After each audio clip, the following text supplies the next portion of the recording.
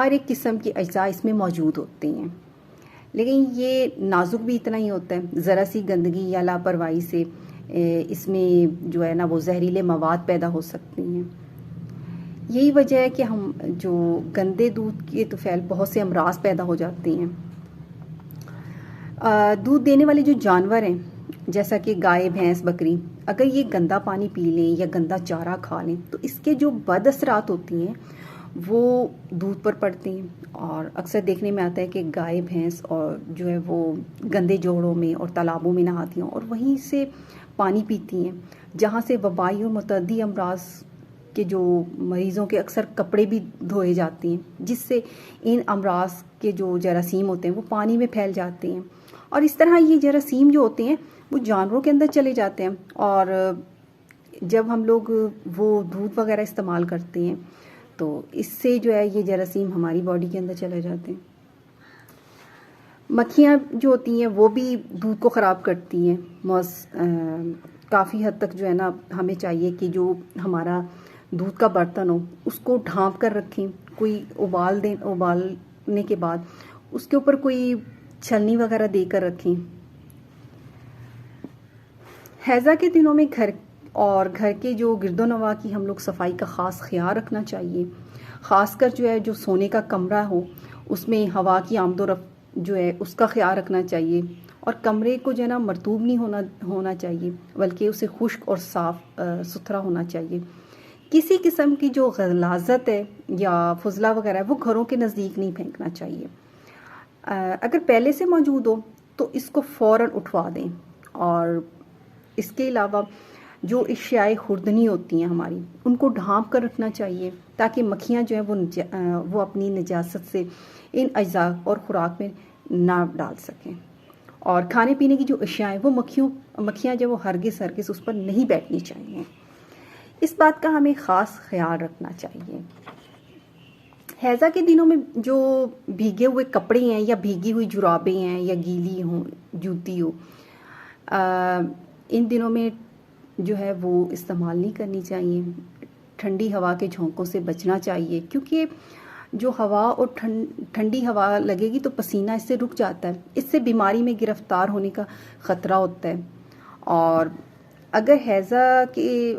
دنوں میں ہمیں ایک چیز کا اور بھی خیال کرنا چاہیے کہ ہر ایک شخص کو ایسے اور اتنے کپڑے پہننے چاہیے جس سے اس کے جسم کو جو ہے نا وہ صرف ڈھانپ سکیں اور جسم کی گرمی جو ہے نا وہ قائم رہ سکے۔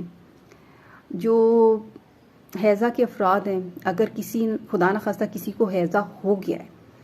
تو ان کو چاہیے کہ خالی پیٹ جو ہے ظاہری بات ہے کام وغیرہ تو ہم لوگ کرتے ہی ہیں، تو کام پر جانے سے پہلے صبح مارننگ میں ناشتہ کر کے پھر وہ اپنے کام پہ جائیں، کیونکہ سارا دن وہاں پہ کام بھی کرنا ہے، تو اس کے لیے یہ ہے کہ خالی پیٹ کام پر جانا مناسب نہیں ہوتا، اور اس سے نہ ہی سخت محنت مشقت کرنی ہے، کیونکہ خالی پیٹ ہونے سے اس امراض کے جراثیم جو ہے وہ بہت جلدی جو ہے نا وہ اثر کرتے ہیں۔ تو اس کے لیے یہ ہے کہ تھوڑا سا ناشتہ کر کے باہر نکلنا چاہیے، اور جو غذا اور جو اشیاء خوردنی طبیعت کے میں جو آپ کو سوٹ نہ کرتی ہوں وہ استعمال ہرگز نہیں کرنی چاہیے، کیونکہ پہلے بھی کبھی طبیعت خراب ہو چکی ہو تو اس سے کھانے سے یہ ہے کہ پرہیز کرنا چاہیے۔ اور اس کے علاوہ یہ ہے کہ کوئی ایسی شے جو حیضہ کے مریض نے چھوئی ہو یا استعمال کی ہو، اس کے نزدیک پڑی ہو، جیسے کہ کھانے پینے کی کوئی بھی چیز اس کے نزدیک ہو، وہ دوسروں کے استعمال سے گریز کرنا چاہیے۔ اس کے علاوہ حیضہ کے مریض کی جو کپڑے ہیں اور جو بستر ہے اس کو کنویں یا تالاب یا جوہڑ یا نالے یا چشمے میں کسی اور پانی کے نزدیک جو پینے اور کھانا پکانے کے لیے استعمال ہوتا ہو ہرگز نہیں دھونے چاہیے۔ اس کے علاوہ یہ بھی احتیاط کریں کہ کہیں پانی کے جو چشمے کے نزدیک کسی بھی قسم کا جو ہے وہ کوڑا کرکٹ نہ ہو۔ مریض کے جو بستر، چارپائی، چاہے پیشنٹ جو ہے نا وہ مر گیا ہو، اگر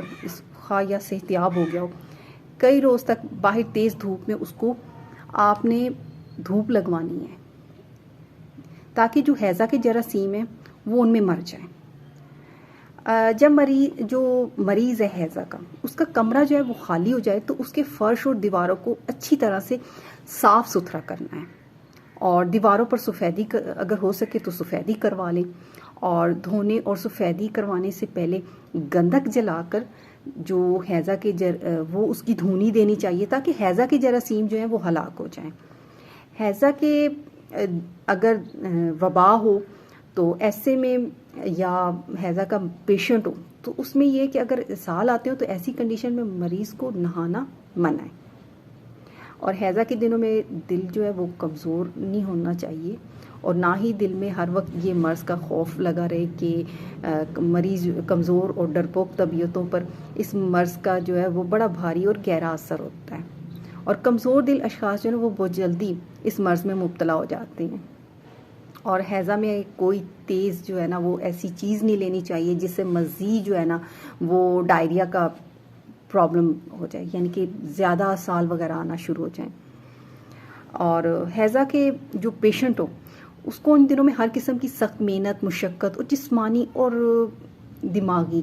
محنت سے پرہیز کرنا چاہیے، کیونکہ زیادہ تھکان ہو جانے کے باعث نا کمزوری اس مرض میں جو ہے نا بآسانی مبتلا ہو جاتے ہیں پیشنٹ دوبارہ سے۔ اس لیے مریض جو ہے اس کو ہیضہ کے جو مریض ہے اس کے پاس بہت زیادہ آدمی یا عورتیں بیٹھنی نہیں چاہیے، ایک وقت میں ایک تیماردار اس کے پاس بیٹھنا چاہیے۔ اور اس کے علاوہ پیاز کا اور سرکہ کا زیادہ سے زیادہ استعمال کرنا چاہیے، اور خصوصاً رات کو چاول پیشنٹ کو بالکل نہیں دینے چاہیے۔